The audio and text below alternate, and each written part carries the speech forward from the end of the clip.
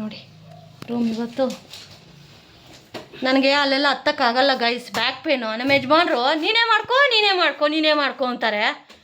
ಅದಕ್ಕೆ ಇವೆಲ್ಲ ನಾನು ಎತ್ಕೊಟ್ಟೆ. ಅಪ್ಪ ಧೂಳನ ಉದುರಿಸ್ಕೊಡ್ರಿ ಅಂತ ಕೇಳಿದ್ದಕ್ಕೆ ಪಾಪ ಧೂಳು ಉದುರಿಸ್ಕೊಡ್ತಾ ಇದ್ದಾರೆ. ನನ್ನ ಮಗ ಇದ್ದಿದ್ರೆ ಅವನೇ ಹತ್ತಿ ಕುತ್ಕೊಂಡು ಉದುರ್ಸೋನು ತಾನೇ ರೀ. ನೋಡಿ ಗೈಸ್ ಹೆಂಗೆ ಇಕ್ಕಿದ್ದೀವಿ ಅಂತ ಬೆಡ್ ಮೇಲೆಲ್ಲ. ಮಾಸ್ಕ್ ಹಾಕ್ಕೊಂಡಿದ್ದಾರೆ ನೋಡಿ. ಆಮೇಲೆ ಇಲ್ಲಿ ನೋಡಿ, ಅಯ್ಯೋ ನಮ್ಮ ಮನೆ ಈ ಕ್ಲೀನಿಂಗ್ ಕೆಲಸ ಸಾಕು. ಬಟ್ ಕ್ಲೀನ್ ಆಗುತ್ತಲ್ವ ರೀ ಮನೆ ಎಲ್ಲ.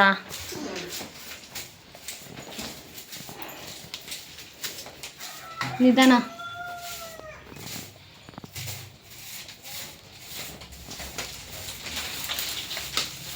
ಸೊ ನೋಡಿ ಗೈಸ್ ಫೈನಲಿ ರೂಮೆಲ್ಲ ಕ್ಲೀನ್ ಆಯಿತು. ಮೇಲ್ಗಡೆನೂ ನೋಡಿ ನೀಟಾಗಿ ಕವರ, ಈ ಕಿಚನಲ್ಲಿ ಹೆಂಗೆ ಹಾಕಿದ್ದೀನಲ್ಲ ಕವರು ಹಂಗೆ ಹಾಕ್ಬಿಟ್ಟಿದ್ದೀನಿ. ಈ ಕಡೆನೂ ಅಷ್ಟೇ. ಇಲ್ಲಿ ನಾರ್ಮಲಾಗಿ ಬಟ್ಟೆಗಳೆಲ್ಲ ಹಾಕ್ಕೋತೀವಲ್ಲ, ಸೊ ಅದು ಬೆಡ್ಶೀಟ್ಸ್ಗೆಲ್ಲ ಒಗೆಯೋಕ್ಕೆ. ಇನ್ನು ಇದು ನಾಳೆ ಇದನ್ನೆಲ್ಲ ತೊಳ್ಕೊಬೇಕು, ಬೀರುಗಳನ್ನೆಲ್ಲ.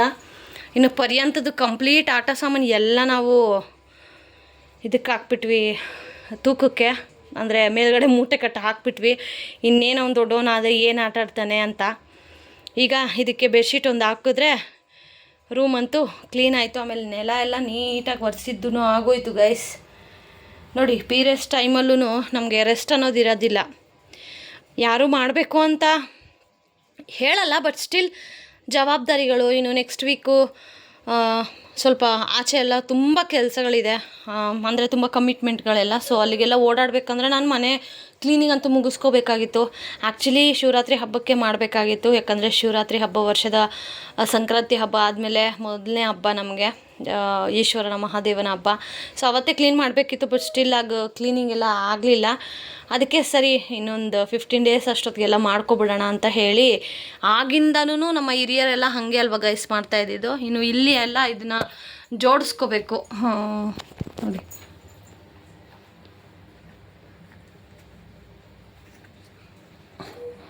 ಇನ್ನು ಇಲ್ಲೆಲ್ಲನೂ ಜೋಡಿಸ್ಕೋಬೇಕು. ಇದೆಲ್ಲ ಒರೆಸಿದ್ದೀನಿ, ಅದ್ರದ್ರ ಜಾಗಕ್ಕೆ ಅದೆಲ್ಲ ಇಟ್ಕೋಬೇಕು. ಫಸ್ಟು ಬೆಡ್ಶೀಟ್ ಹಾಕಬೇಕು. ಮಿಷಿನಲ್ಲಿ ಬಟ್ಟೆಗಳು ಓಡ್ತಾ ಇದೆ, ಅದನ್ನು ತೊಗೊಂಡೋಗಿ ಒಣಗಾಕಬೇಕು. ಸೊ ನೋಡೋಣ ಹೆಂಗಾಗುತ್ತೆ ಕ್ಲೀನಿಂಗು ಏನು ಅಂತ. ಆಲ್ಮೋಸ್ಟ್ ಎಲ್ಲ ಆಯಿತು. ಇನ್ನು ಹಾಲ್ ಮತ್ತು ಬಾಲ್ಕನಿ, ವಾಷಿಂಗ್ ಮಿಷಿನ್ ಏರಿಯಾ ಇವೆಲ್ಲ ಸ್ವಲ್ಪ ಕ್ಲೀನ್ ಮಾಡ್ಕೋಬೇಕು. ಸೊ ಸಾಟರ್ಡೆ ಅಷ್ಟೊತ್ತಿಗೆ ಎಲ್ಲ ಕ್ಲೀನ್ ಮಾಡ್ಕೊಳ್ಳೋಣ ಅಂತ ಅಂದ್ಕೊಂಡಿದ್ದೀವಿ. ನೋಡೋಣ. ನಾವೊಂದು ಅಂದ್ಕೊಂಡ್ರೆ ದೇವ್ರೊಂದು ಮಾಡ್ತಾನೆ ಅಂತಾರಲ್ಲ, ಮಧ್ಯದಲ್ಲಿ ಏನಾದರೂ ಕೆಲಸ ಬಂದರೆ ಹೋಗಬೇಕಾಗತ್ತೆ, ಏನು ಮಾಡೋಕ್ಕಾಗೋದಿಲ್ಲ ಹಾಗೆ. ಸೊ ನೋಡ್ತಾ ಹೋಗಿ ಗೈಸ್. ವಿಡಿಯೋ ಇಷ್ಟ ಆದರೆ ಲೈಕ್ ಮಾಡೋದು ಮಾತ್ರ ಮರಿಬೇಡಿ. ಸೊ ಫೈನಲಿ ಇದು ಮಾಡಲೇಬೇಕು ಅಂತ ಡಿಸೈಡ್ ಆಗಿಬಿಟ್ಟಿದೆ ಗೈಸ್ ನಾನು. ಯಾಕಂದರೆ ವೆಡ್ನೆಸ್ಡೇ, ಇನ್ನು ನಾಳೆ ಥರ್ಸ್ಡೇ ಮನೆ ಕ್ಲೀನ್ ಮಾಡಿ. ಮೊನ್ನೆನೂ ಮಂಗಳವಾರ ರಾಯರ ಆರಾಧನೆ ಮಾಡೋಕ್ಕಾಗಲಿಲ್ಲ. ಸರಿ ನಾಳೆ ಗುರುವಾರನಾದರೂ ಹಸ್ಬೆಂಡ್ ಕೈಯಲ್ಲಿ ಮಾಡ್ಸೋಣ ಅಂತ ಹೇಳಿ ಇವತ್ತು ರೂಮ್ ಕ್ಲೀನ್ ಮಾಡಲೇಬೇಕು ಅಂತ ಹೇಳಿ ಬೆಳಗ್ಗೆನೇ ಪರ್ಯಂತಿಗೆ ಅಂತ ಹೇಳಿ ಲಂಚ್ ಬಾಕ್ಸ್ಗೆ ಚಪಾತಿ ಟೊಮೊಟೊ ಗೊಜ್ಜು ಮಾಡಿದ್ದೆ.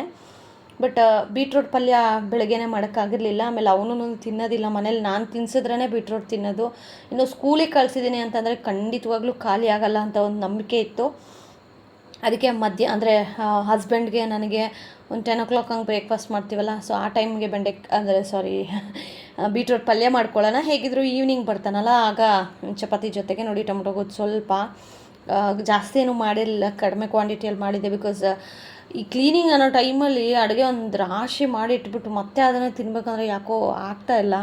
ಹಾಗಾಗಿ ಟೈಮ್ಗೆ ಒಂದು ಸ್ವಲ್ಪ ಮೊಸರು ರೈಸು ಮಾಡ್ಕೊಂಡು ತಿಂದರೆ ಆಯಿತು.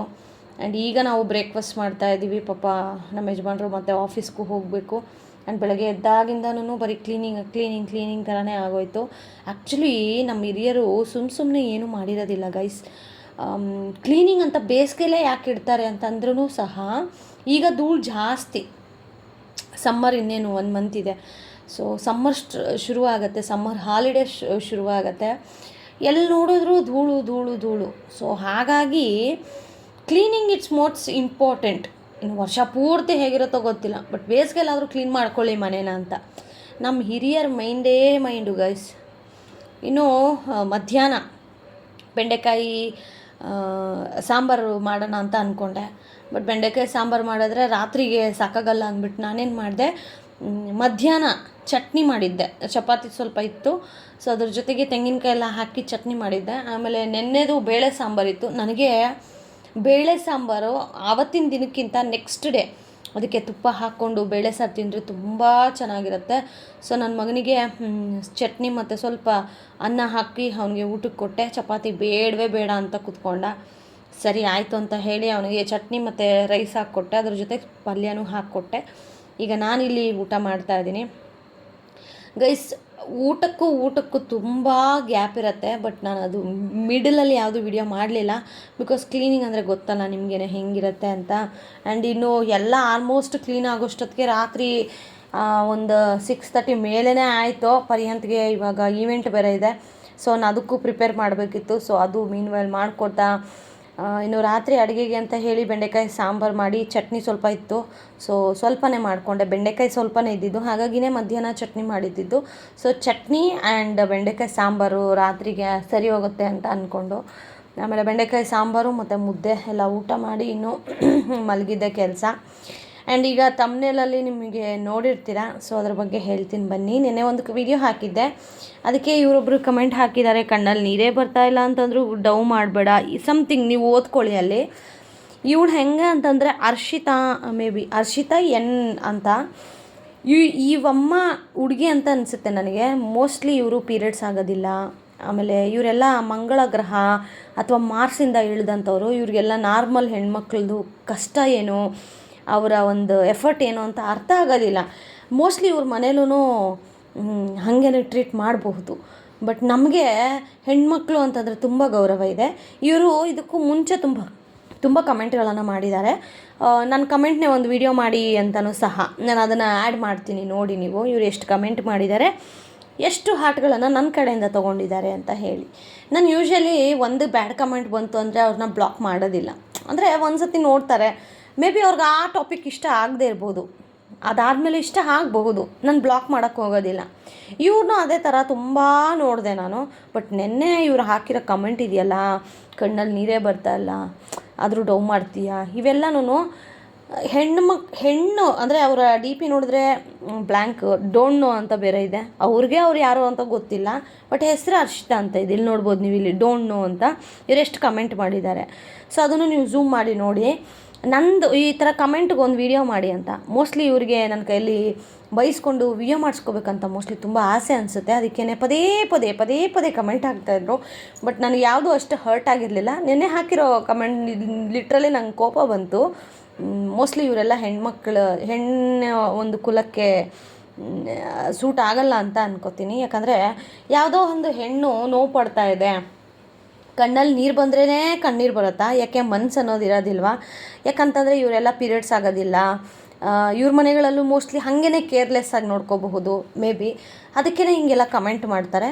ಫಸ್ಟು ನಿಮ್ಮನ್ನು ನೀವು ಐಡೆಂಟಿಫೈ ಮಾಡ್ಕೊಳ್ಳಿ. ಯಾಕಂದರೆ ನಿಮ್ಮ ಒಂದು ನೇಮೇ ಡೋಂಟ್ ನೋ ಅಂತ ಇದೆ.